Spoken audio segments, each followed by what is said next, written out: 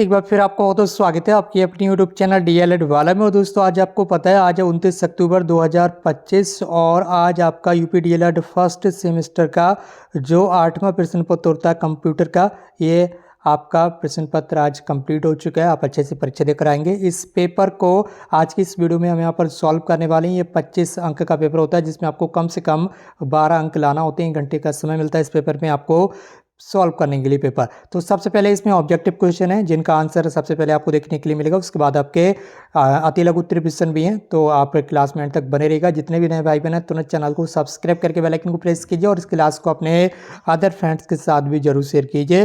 और दोस्तों, इसी के साथ सबसे पहला प्रश्न आपके सामने स्क्रीन पर है। एटीएम में प्रयोग किया जाता है। क्या प्रयोग किया जाता है? तो एटीएम के अंदर टच स्क्रीन का जो है वो प्रयोग किया जाता है। क्या प्रयोग किया जाता है? Touch screen. ठीक है। और इसके बाद यहाँ पर अगला कुछ क्वेश्चन आपका प्रश्न संख्या 2, पेंट प्रोग्राम की फाइल किस प्रारूप में सेव होती है? तो पेंट प्रोग्राम की यहाँ पर जो फाइल है वो बिट मैप में, ठीक है, कौन से मैप में? बिट मैप में यहाँ पर सेव होती है। यहाँ पर आपको ध्यान रखना है। ठीक है, बिट मैप में सेव हो जाती है।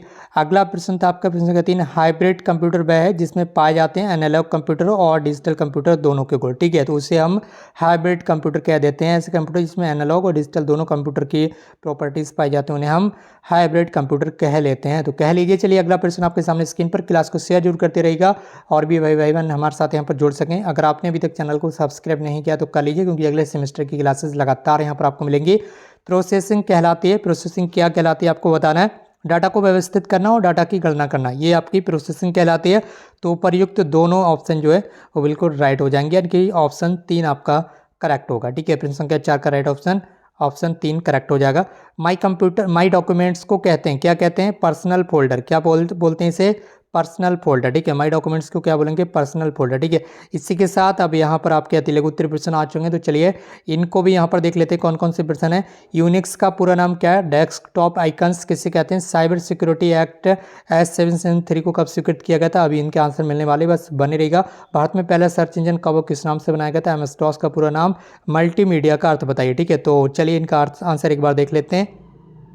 तो शॉर्ट क्वेश्चन जो है आपके अति लघु उत्तरीय प्रश्न, ठीक है, ये आपके सामने स्क्रीन पर आ चुके हैं टाइप होकर। यूनिक्स का पूरा नाम है आपका यूनिप्लेक्स्ड इंफॉर्मेशन एंड कंप्यूटिंग सिस्टम। ठीक है, ये यूनिक्स का पूरा नाम है, ये आपको लिखना था।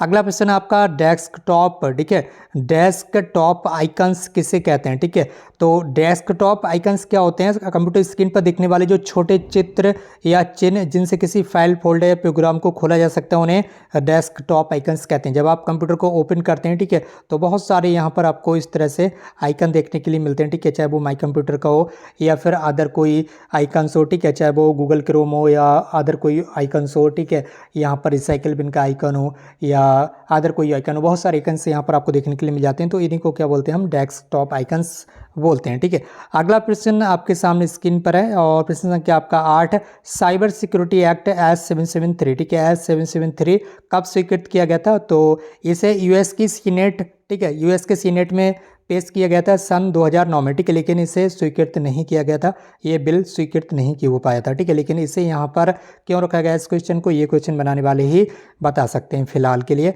इस क्वेश्चन को अभी यहाँ पर डाउट में रख सकते हैं आप। ठीक है, और इसका नंबर आपको पूरा मिल सकता है। साइबर सिक्योरिटी एक्ट S773 ये यूएस के सीनेट यानी कि संसद में पेश किया गया था सन 2009 में और इसे स्वीकृत नहीं किया गया था इस बिल को। ठीक है, अगला प्रश्न है। ठीक है, अगला प्रश्न आपके सामने स्क्रीन पर है। भारत में पहला सर्च इंजन कब और किस नाम से बनाया गया था? तो भारत का पहला सर्च इंजन guruji.com था। क्या था? guruji.com था, जिसे 2007 में दिल्ली IIT के 2 स्नातकों ने लॉन्च किया था। अगला प्रश्न था आपका MS DOS का पूरा नाम। ठीक है, और MS Excel, MS Microsoft Excel आपको पता ही होगा। ठीक है, ठीक है, इसके बाद आपका माइक्रोसॉफ्ट पावर पॉइंट। ठीक है, ये सारे के सारे आपने पढ़े होंगे। ठीक, तो MS DOS के बारे में यहाँ पर फुल फॉर्म आ चुकी है। तो MS DOS की फुल फॉर्म क्या होगी? Microsoft disk operating system. ठीक है, माइक्रोसॉफ्ट डिस्क ऑपरेटिंग सिस्टम। ठीक है, MS DOS की फुल फॉर्म क्या हो जाएगी? Microsoft disk operating system. पहले के जो कंप्यूटर आते थे उसमें यही वाला ऑपरेटिंग सिस्टम चलता था। जो पुराने कंप्यूटर आए थे स्टार्टिंग में उनमें यहाँ पर ऑपरेटिंग सिस्टम कौन सा था? माइक्रोसॉफ्ट डिस्क ऑपरेटिंग सिस्टम यहाँ पर काम करता था। ठीक है, MS DOS ऑपरेटिंग सिस्टम चलता था। अगला प्रश्न आपका प्रश्न संख्या 11, मल्टीमीडिया का अर्थ बता दीजिए। तो मल्टीमीडिया का अर्थ है एक साथ पाठ, चित्र, ध्वनि, वीडियो, एनिमेशन का जब प्रयोग होता है तो उसी को हम क्या कहते हैं? मल्टीमीडिया। ठीक है, स्टार्टिंग में आपने जो मोबाइल्स देखे थे वो मल्टीमीडिया मोबाइल्स ही आपको देखने के लिए मिलते हैं, जिसमें यहाँ पर पार्ट, चित्र, ध्वनि, सब वीडियो, सारी चीज़ें उसमें आपको देखने के लिए मिलती। तो अभी तो आपका एंड्रॉयड फ़ोन भी आ चुका है। तो यहाँ तक आज का जो आपका पेपर था ये कंप्लीट हुआ, और जो यहाँ पर शॉर्ट आंसर था, शॉर्ट क्वेश्चन थे आपके, ठीक है, शॉर्ट क्वेश्चन, लघु उत्तरीय प्रश्न, वो भी आपको अलग से क्लास में सॉल्व करा दिए जाएंगे। तो आप इस चैनल को सब्सक्राइब करके बेल आइकन जरूर प्रेस कर लीजिए। और दोस्तों आज की इस क्लास को यहीं पर समाप्त करते हैं। हमसे जुड़ने के लिए बहुत बहुत धन्यवाद। Thank you so much for connecting.